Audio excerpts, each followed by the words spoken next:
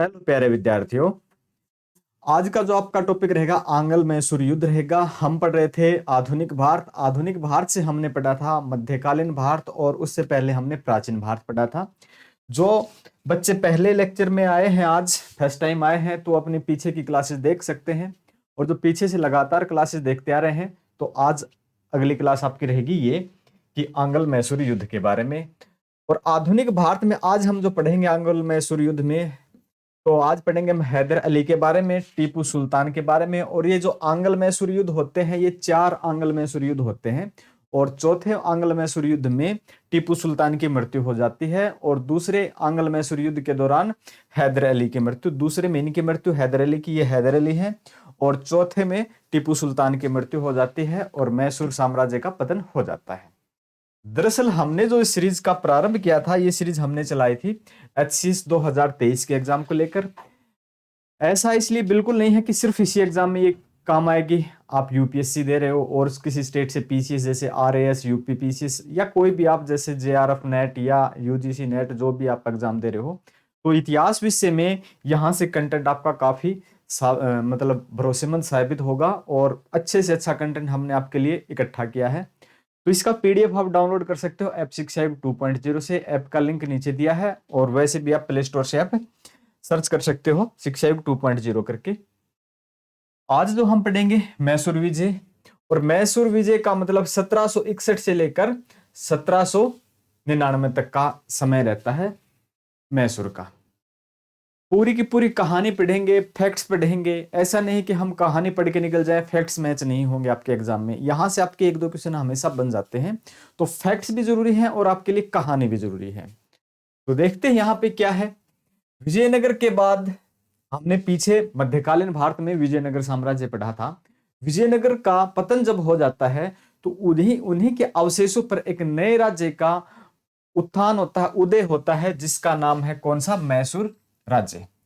तो हम बोल सकते हैं विजयनगर के बाद मैसूर स्वतंत्र राज्य के रूप में उभरता है। इस वंश पर या इस पर वाड्यार वंश का शासन था, लेकिन जो वाड्यार वंश का जो शासक था कृष्ण चिका जो भी थे, कृष्णराज चिका, ये सिर्फ और सिर्फ नाम मात्र के ही राजा हुआ करते थे। जो राजनीतिक जो पकड़ जिनकी थी, जिनके हाथों में राजनीतिक बागडोर थी, वो 2 कैंडिडेट थे। एक तो थे सेनापति देवराज और एक थे राजस्व मंत्री नंजराज। सेनापति देवराज और राजस्व मंत्री नंजराज दोनों के हाथों में सत्ता थी। राजा है चिक्का कृष्णराज, वो सिर्फ नाम मात्र के ही राजा हैं। अब हैदर अली का यहां से क्या संबंध है? अभी तो हम पढ़ रहे हैं वाड्यार वंश के बारे में। हैदर अली का क्या संबंध है? इस दौरान हैदर अली नाम का एक कैंडिडेट मैसूर की सेना में भर्ती होता है, एज ए कांस्टेबल, सिपाही के रूप में भर्ती होता है हैदर अली। सोचने की बात है, एक सिपाही, सामान्य सिपाही के तौर पर हैदर अली यहां भर्ती होता है। 1755 में डिंडीगुल का फौजदार बना दिया जाता है। 1755 में डिंडीगुल का इसे फौजदार बना दिया जाता है। तब तक मैसूर कोई विख्यात राज्य नहीं है, कोई मजबूत राज्य नहीं है। 1755 में से डिंडीगुल का फौजदार बना दिया जाता है। इसने क्या किया? फ्रांसीसियों की सहायता ली और एक आधुनिक शस्त्रागार की स्थापना कर दी फ्रांसीसियों की सहायता से। ये वही फ्रांसीसी हैं जिनके कर्नाटक युद्ध होते हैं। अंग्रेजों और फ्रांसीसियों के बीच में 3 कर्नाटक युद्ध होते हैं। ये कड़े प्रतिद्वंदी होते हैं अंग्रेजों के। तो फ्रांसीसी भी किसी की हेल्प करते हैं ताकि अंग्रेजों को हटाया जाए, अंग्रेज भी दूसरे क्षेत्रीय शासकों की हेल्प करते हैं ताकि फ्रांसीसियों को हटाया जाए। तो फ्रांसीसियों की मदद से एक आधुनिक शस्त्रागार की यहाँ पे स्थापना कर देते हैं। 1761 में वह वास्तविक शासक बन जाता है। कब? 1761 में। जब ये 1761 में वास्तविक संस्थापक बन जाता, शासक बन जाता, राजा बन जाता 1761 में, उसी दौरान 1761 में एक घटना और होती है। 1761 में एक घटना और होती है, वो क्या है पता है क्या कुछ? 1761 में एक घटना और होती है, पानीपत का युद्ध। पानीपत का तृतीय युद्ध। इस समय पे जो भी हैं मराठा बहुत ही मजबूत शक्ति के रूप में उभरे हुए हैं। और उधर 1761 में पानीपत का युद्ध होता है, जिसमें मराठा हार जाते हैं। और उस दौरान ये यहाँ का दक्षिण भारत में शासक बनता है मैसूर का। 1776 में स्वयं को राजा घोषित करता है। राजा वो 1776 में घोषित करता है, लेकिन जब ये 1761 में शासक बन जाता है तो यहीं से इस राज्य का उत्थान होता है, और इसीलिए 1761 से 1799 का समय माना गया है, क्योंकि 1799 में टीपू सुल्तान की मृत्यु हो जाती है। थोड़े से आगे बढ़ते हैं। अब क्या होता है, प्रथम आंग्ल मैसूर युद्ध 1766 के दौरान की घटना है। 1766 के दौरान की एक घटना है। इसके दौरान 66 में मराठे और जो हैदर अली है एक दूसरे से युद्ध कर रहे होते हैं, एक दूसरे से लड़ाई कर रहे होते हैं। इसी दौरान क्या होता है, अब एक बात समझ जाना यहाँ पे, जब ये मराठे हार जाते हैं ना, तब भी इतने कमजोर नहीं पड़े। फिर भी इन्होंने क्या किया, माधवराव है ये टीपू सुल्तान माधवराव से परास्त हो जाता है और चौथ देने को भी ये विवश हो जाता है, मजबूर हो जाता है। किंतु माधवराव की भी जल्दी ही मृत्यु हो जाती है, और ये माधवराव यानी कि मराठे जो टीपू सुल्तान से जो क्षेत्र विजित करते हैं, ये वापिस ले लेता है मराठों से अपना जीता हुआ क्षेत्र, यानी कि अपना हारा हुआ क्षेत्र उनसे वापिस ले लेता है। 1766 में हैदर और मराठे आपस में युद्ध कर रहे थे, और 1766 में क्या हुआ, अब अंग्रेजों ने क्या किया, मराठे तो हैदर के खिलाफ लड़ ही रहे हैं, निजाम को, हैदराबाद के निजाम को भी एक संधि के तहत अपनी गुट में शामिल कर लिया, और क्या किया कि मराठे लड़ ही रहे हैं और निजाम को भी कर लिया, हम मिलके हैदर अली को हरा देते हैं। क्योंकि हैदर अली उस समय उभरती हुई एक शक्ति थी, मजबूत शासक था, तो इन्होंने सोचा सबसे पहले अब हैदर अली है, अब पहले मुगल थे, फिर मराठे आ गए, ये पानीपत में हार गए, अब ये तीसरी पावर, तीसरी शक्ति और उभार मार रही है, अगर इसको अभी से दबा दिया जाए तो हमारे यानी कि टक्कर का कोई नहीं बचेगा। उधर हमने फ्रांसीसियों को दबा के रखा, तो अपने पास क्या है, बिल्कुल रास्ता क्लीन हो जाएगा, हम अकेले यहाँ पे शासन कर पाएंगे। इसलिए इन्होंने क्या किया, निजाम के साथ संधि कर ली, यानी कि हमें हैदर अली को हराना है। हैदर अली के खिलाफ इन्होंने भड़का दिया किसको, निजाम को। अब जो संगठन होता है जिसमें मराठा, निजाम और अंग्रेज एक साइड में होते हैं, हैदर अकेला एक साइड में होता है। ये तीन जो शक्तियां हैं, मराठा, निजाम और अंग्रेज, एक साइड में गुट में होते हैं, और हैदर अकेला एक साइड में होता है। अब ये युद्ध करते हैं। अब हैदर ने समझा कि ये तो बेवकूफ हैं, हमारे क्षेत्र के शासक, हमारे क्षेत्रीय शासक होके इस विदेशी कंपनी से, अंग्रेजों से आके मेरे खिलाफ क्यों लड़ रहे हैं। सबसे पहले तो ऐसा किया जाए कि अंग्रेजों को ये पाठ पढ़ाया जाए, इन्हीं ही की क्लास लगाई जाए कि ये तुम आके हमारे पास और हमारे आदमी को हमारे खिलाफ भड़का रहे हो। तो इन्होंने क्या किया, हैदर अली ने अंग्रेजों को सबक सिखाने के लिए हैदर अली ने मराठों और निजाम से एक संधि कर ली। उनको समझाया, अरे भाई आप तो हमारे हो, हम ऐसे लड़ते रहेंगे, कोई बात नहीं, अपनी तो चलती रहेगी, लेकिन इन मूर्खों के लिए अपने आप में अपने खिलाफ क्यों लड़ रहे हो, हम तो एक दूसरे के खिलाफ चलते रहेंगे, समझौते हो जाएंगे, लेकिन इन तीसरी पार्टी को फायदा आप क्यों दे रहे हो। और ये क्या करते हैं, संधि कर लेते हैं हैदर अली किसके साथ, मराठे और निजाम के साथ संधि कर लेते हैं, और अंग्रेजों के मित्र राज्य कर्नाटक पर आक्रमण कर देते हैं। कर्नाटक पर आक्रमण कर देते, कर्नाटक है अंग्रेजों का मित्र राज्य। 1767 में अंग्रेज हैदर अली और निजाम को हरा देते हैं, हैदर अली और निजाम को अंग्रेज हरा देते हैं। अब निजाम है वो फिर से पाला बदल लेता अपना, फिर से अब इधर तो कभी उधर। अब निजाम है वो अवसरवादी है और फिर से अंग्रेजों से जा मिलता है, अरे मैं तो जीत की तरफ में था, खामे खा इस हैदर के बहकाव में आके इधर आ गया। ये क्या करता है, वापिस ही अंग्रेजों के पास चला जाता है।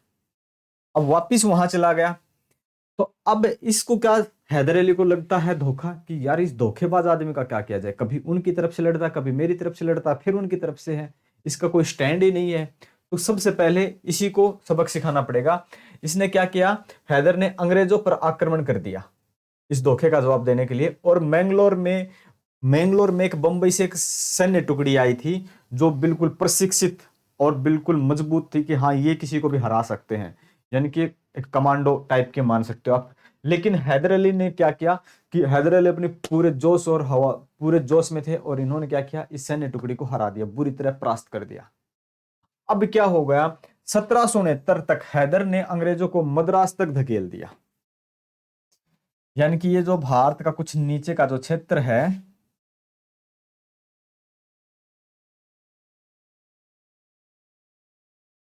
ये जो भारत का कुछ नीचे का जो क्षेत्र कुछ इस प्रकार से, तो यहां से यानी कि ये जो क्षेत्र है यहां से वापिस तक धकेल देता है।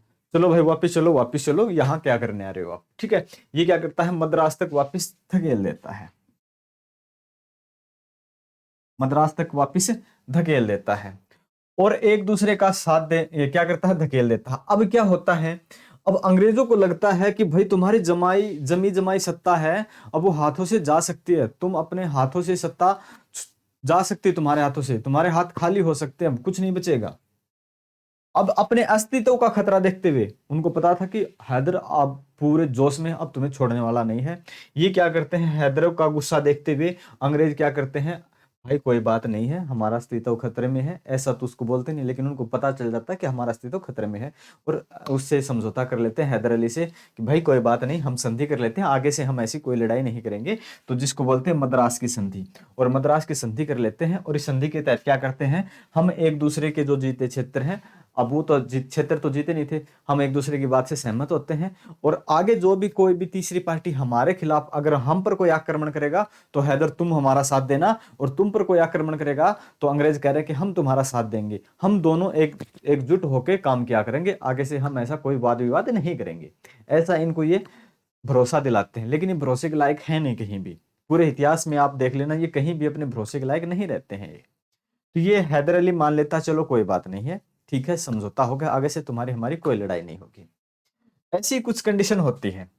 फिर होता है द्वितीय आंग्ल मैसूर युद्ध। तो द्वितीय आंग्ल मैसूर युद्ध क्यों होता है, जब अंग्रेजों के साथ समझौता ही हो गया तो अंग्रेजों के साथ अब दोबारा से युद्ध क्यों होता है, इसकी पृष्ठभूमि क्या है, यह भी हमें जानना बहुत जरूरी है। 1770-71 के दौरान मराठों ने हैदर पर आक्रमण कर दिया।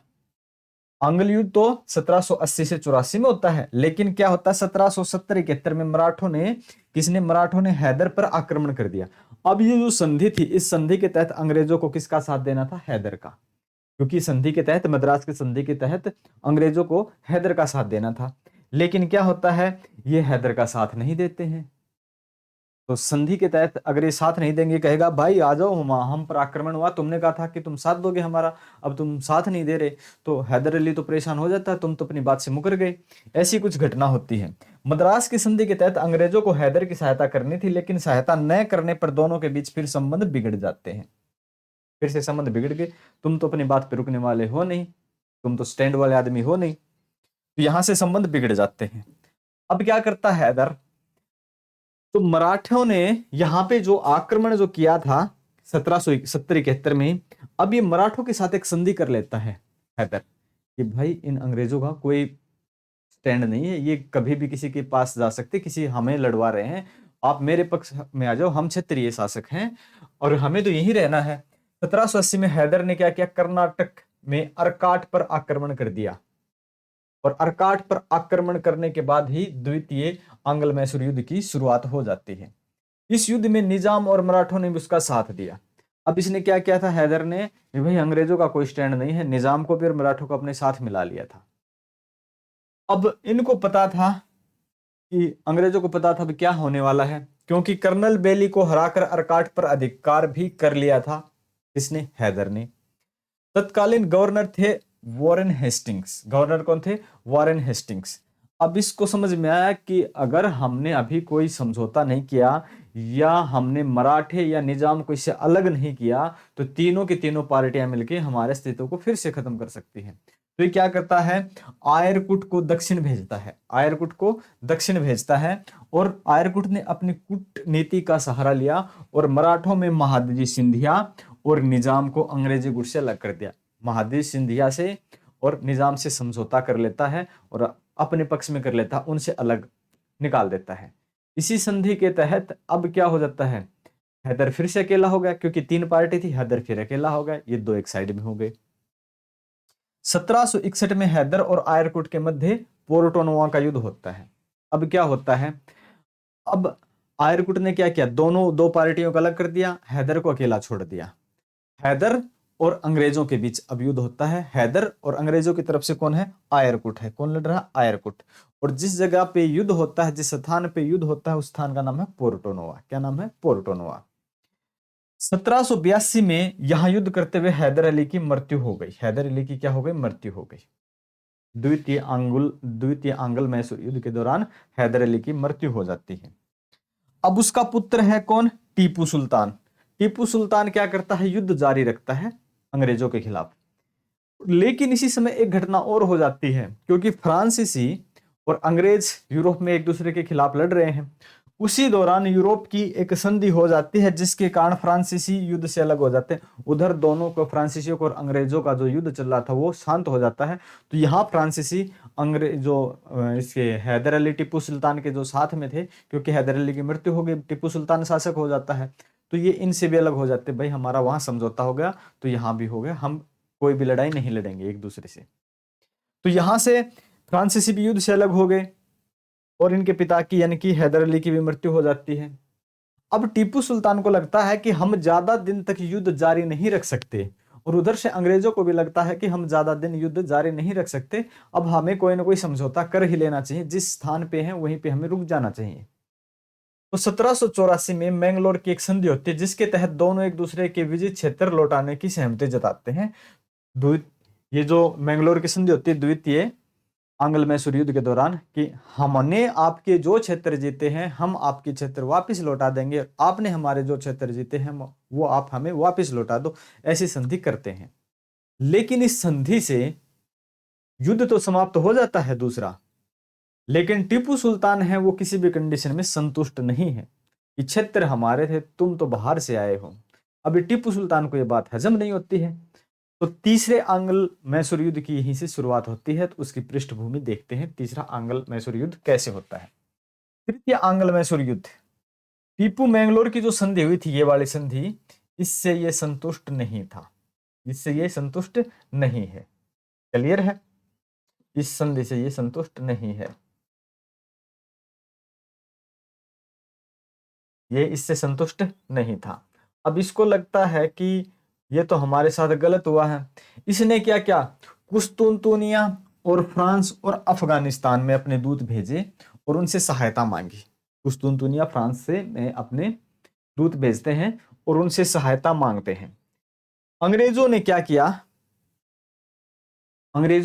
फिर अंग्रेजों ने समझा कि कोई न कोई टीपू सुल्तान ने अपने खिलाफ साजिश रची है, यानी अंग्रेजों के खिलाफ टीपू सुल्तान कोई साजिश रच रहा है, और इसको वो आधार बना के अंग्रेज निजाम को भड़का देते हैं कि वो हमारे खिलाफ कोई साजिश रच रहा है। इसलिए कुस्तुनतुनिया और जो फ्रांस है वहां पे अपने दूत भेजे हैं उसने, तो कोई ना कोई हमारे खिलाफ साजिश है, निजाम को भड़काते हैं, चलो निजाम उन पे आक्रमण करो, नहीं तो वो हम पर आक्रमण कर देगा।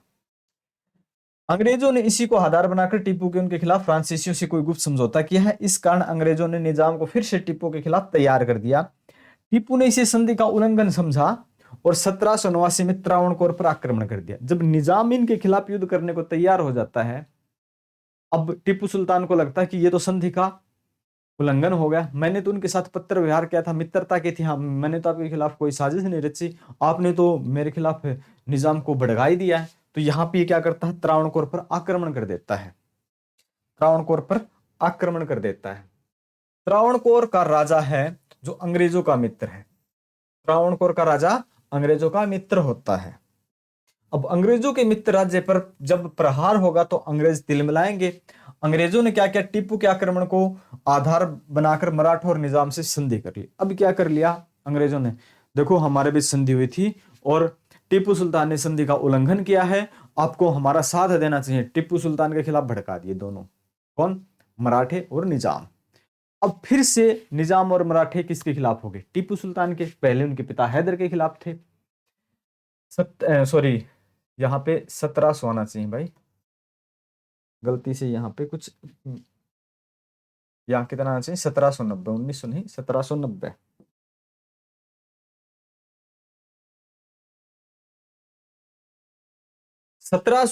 में अंग्रेजी सेना ने कार्नवालिस के नेतृत्व में वेल्लूर, बेंगलोर, अंबूर पर अधिकार कर लिया और साथ ही साथ श्रीरंगपट्टनम पर भी आक्रमण कर दिया, जो कि उनका क्षेत्र है, किसका, टीपू सुल्तान का।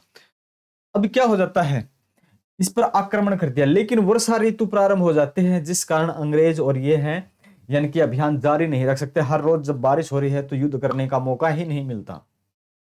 फिर क्या होता है कि जब गर्मियों का समय प्रारंभ होता है 1791, यहां फिर 1791 ही आएगा, यहाँ 1791 के दौरान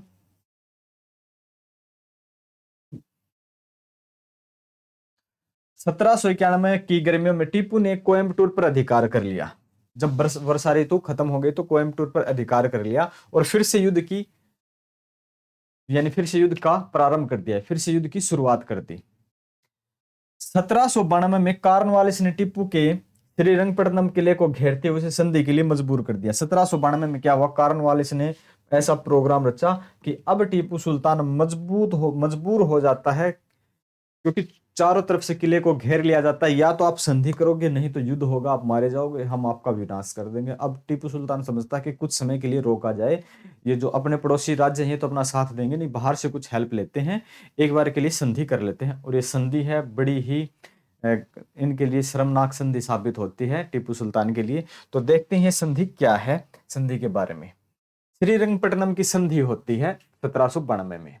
इस संधि के दौरान क्या कंडीशन है, टीपू को अपने राज्य का आधा भाग अंग्रेजों को देना पड़ा, आधा भाग अंग्रेजों को देना पड़ता है, और हर्जाने के रूप में 3 करोड़ रुपए भी देने के लिए बाध्य होना पड़ा। आधा भाग देना पड़ा टीपू को, 3 करोड़ रुपए देने पड़े। साथ ही साथ टीपू ने अपने दो लड़के अंग्रेजों को देने पड़े, कि अंग्रेजों ने उन पुत्रों को बंदी बना के रखा, जब तक आप ये 3 करोड़ रुपए हमें नहीं देते हम आपके पुत्रों को बंधक बना के रखेंगे। अब ये बात, उनके पुत्रों को बंधक बनाने वाली बात, आधा भाग देने वाली बात और 3 करोड़ रुपए देने वाली बात टीपू को किसी भी कंडीशन में हजम नहीं होती थी, क्योंकि वो एक मजबूत शासक था। अब इस कंडीशन में और क्या क्या देना पड़ता है, इस संधि के तहत क्षेत्र का बंटवारा, जो आधा भाग देना पड़ा था। अंग्रेजों को तो 12 महल और डिंडीगुल का क्षेत्र मिल गया। अंग्रेजों को क्या मिल गया, 12 महल, डिंडीगुल और मालाबार का क्षेत्र मिल गया। ये 3 क्षेत्र मिल गए, 1, 2 और 3 अंग्रेजों को मिल गए। मराठों को तुंगभद्रा नदी के उत्तर का भाग मिल गया, और निजाम को पेन्नार और कृष्णा नदी के बीच का जो क्षेत्र था, दोआब क्षेत्र बोलते हैं नदियों के बीच का, वो मिल गया। इस संदर्भ में कॉर्नवालिस कहते हैं, हमने अपने मित्रों को बिना शक्तिशाली बनाए ही उन्हें पंगु कर दिया। किन्हीं का क्षेत्र किन्हीं को दे रहे हैं, किसी को शक्तिशाली भी नहीं बना रहे हैं, उन्हीं का क्षेत्र उन्हीं को दे रहे हैं, उन्हीं की लड़ाई है, हम शक्तिशाली होते जा रहे हैं और वो पंगु होते जा रहे हैं, ऐसा कॉर्नवालिस ने कहा। अब ये जो संधि है ये बिल्कुल इनके लिए शर्मसार करने वाली संधि होती है, और इस संधि को ये सहन नहीं कर पाते, और फिर होता है चतुर्थ आंग्ल मैसूर युद्ध, और इस आंग्ल मैसूर युद्ध में टीपू सुल्तान की मृत्यु हो जाती है। श्रीरंगपट्टनम की अपमानजनक संधि को टीपू बर्दाश्त नहीं कर सका। भारतीय राज्यों से किसी भी प्रकार की उम्मीद या सहयोग नहीं मिल पाने के कारण उसने कुस्तुनतुनिया, अरब, अफगानिस्तान और मॉरिशस के शासकों से पत्र व्यवहार किया कि हमें आपकी जरूरत है। इसने नेपोलियन से भी पत्र व्यवहार किया था। जब तक ये सारी शक्ति टीपू का साथ देती, उससे पहले टीपू की मृत्यु हो जाती है। टीपू ने अपनी सेना को फिर से संगठित किया और फ्रांसीसी पद्धति पर उन्हें प्रशिक्षित किया। उधर अंग्रेजों ने मराठों व निजाम से संधि कर ली और फिर लाभ को तीनों में बांट लेंगे ऐसा कह के टीपू पर आक्रमण कर दिया। जब तक ये सारी की सारी शक्तियां इनका साथ देने के लिए आती, उधर अंग्रेजों ने पहले ही इन पर आक्रमण कर दिया। और इसी युद्ध के दौरान यानी कि 4 मई 1799 में अंग्रेजों ने संयुक्त सेना युद्ध करते हुए टीपू सुल्तान क्या हो गया, वीरगति को प्राप्त हो गए। अब इनके पास पत्र व्यवहार है, ये अपनी सेना इकट्ठी करेंगे, साथ देने के लिए आएंगे, उससे पहले ही टीपू सुल्तान की मृत्यु हो जाती है। टीपू सुल्तान वीरगति को प्राप्त हो जाते हैं। अंग्रेजों ने क्या किया, फिर श्रीरंगपट्टनम पर अधिकार कर लिया, राजधानी श्रीरंगपट्टनम पर अधिकार कर लिया। अंग्रेजों ने पुराने, जिससे पहले वाडियार वंश का ही तो शासक था, कृष्ण क्या था वो, चिक्का कृष्ण राज था। नंजराज के हाथों में, देवराज के हाथों में शक्ति थी। वंश कौन सा चल रहा था, वाडियार वंश। तो वाडियार वंश के एक अल्पायु छोटी सी उम्र के कृष्णराज द्वितीय को सत्ता सौंप दी, छोटे बच्चे को बना दिया कि भाई वाडियार वंश के शासक थे, ये तो बीच में ऐसे ही आ गए जनता को भड़का के कुछ भी करके, और वाडियार वंश का फिर सत्ता पे बैठा दिया, जिनको अभी पता ही नहीं है करना क्या है। और पूरी की पूरी क्या है, राजनीति पे नियंत्रण तो खुद का है, नाम उनका चलता है, नियंत्रण खुद का है। फिर होता है चतुर्थ आंग्ल मैसूर युद्ध का प्रभाव क्या पड़ता है। चतुर्थ यानी कि यहाँ पे टीपू सुल्तान की तो मृत्यु हो जाती है और वाडियार वंश का शासक नियुक्त कर देते हैं। चतुर्थ आंग्ल मैसूर युद्ध का प्रभाव क्या पड़ता है। चतुर्थ आंग्ल मैसूर युद्ध के परिणाम स्वरूप मैसूर राज्य का अस्तित्व समाप्त हो गया, अस्तित्व समाप्त हो जाता है। अंग्रेजों ने मैसूर के इस्लामिक राज्य का अंत कर दिया और टीपू के परिवार के सदस्यों को पेंशन याफ्ता बनाकर वेल्लोर भेज दिया। आपको पेंशन मिलेगी, उनके जो बच्चे जो भी हैं, परिवार हैं, और वेल्लोर भेज दिया। मैसूर को अंग्रेजों तथा निजाम ने आपस में बांट लिया। मैसूर को अंग्रेजों और निजाम ने आपस में बांट लिया, इनका तो अंत हो गया। इस युद्ध के बाद मैसूर पर फ्रांसीसी प्रभाव भी खत्म हो जाता है। अब फ्रांसीसियों का भी प्रभाव कुछ नहीं रहा। उधर से फ्रांसीसी मतलब जो टक्कर दे सकते थे, तो कर्नाटक युद्ध में भी हार जाते हैं। यहीं से भी टीपू सुल्तान के मृत्यु के बाद यहीं से भी इनका प्रभाव खत्म हो जाता है, क्योंकि अब ये रहता ही नहीं है, न हैदर अली रहता है, न टीपू सुल्तान रहता है। वाडियार वंश का शासक एक छोटा बच्चा फिर बढ़ा दिया जाता है, तो ये इनका अंत हो जाता है, और इसी के तहत आंग्ल मैसूर युद्ध का समापन हो जाता है। अब देखते हैं टीपू का थोड़ा सा आकलन, टीपू के बारे में थोड़ा सा देखते हैं। उसने अपनी सेना को यूरोपीय तर्ज पर संगठित किया था। उसने नौसेना बोर्ड का गठन किया था टीपू सुल्तान ने। उसने श्रीरंगपट्टनम में जैकोबिन क्लब की स्थापना की थी। यह एग्जाम में पूछा जाता है, और टीपू इसका सदस्य भी बना था। यह एग्जाम में कई बार पूछा गया है कि किस का सदस्य बना था, ये वाला क्वेश्चन। और उसने श्रीरंगपट्टनम में ये स्वतंत्रता के वृक्ष का भी रोपण किया था। तो ये क्वेश्चन भी आपके लिए कई बार पूछा जाता है। ये छोटे एग्जाम में दोनों के दोनों क्वेश्चन पूछे जाते हैं।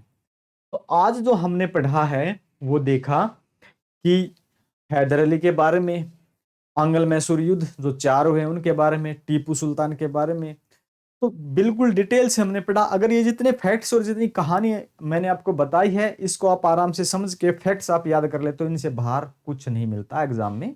आप कोई भी एग्जाम देने जाते हो तो इतने ही फैक्ट्स होते हैं यहाँ पे। तो मिलते हैं हम नेक्स्ट लेक्चर में। और मैं एक बार फिर क्लास कंप्लीट करने से पहले मैं आपको बोल देता हूं कि आप इनका पीडीएफ डाउनलोड कर लेना, जो कि आपके लिए फ्री ऑफ कॉस्ट है, कोई चार्ज वगैरह आपको पे नहीं करना है। तो मिलेंगे हम नेक्स्ट लेक्चर में। Thank you.